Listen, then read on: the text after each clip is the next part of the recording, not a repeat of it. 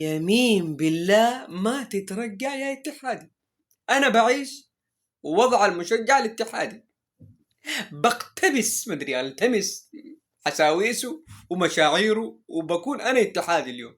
انا كيف ارجع؟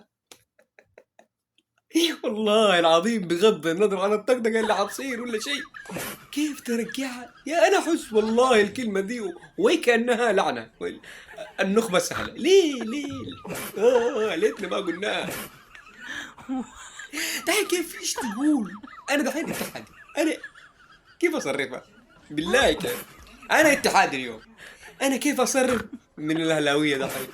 نسيب نقول لهم النخبه سهله والنخبه سهله، ودحين انغلبنا اربعه، وده الحين كيف الطريقه؟ في لميله في لميله. والله العظيم ما لها اي حل، ولا تترجع ولا تقدر ترد في وجه اي احد. يوم قلت النخبه سهله ما في اعاده نرجع للماضي ونحذف هذه الكلمه. والله ما في حل.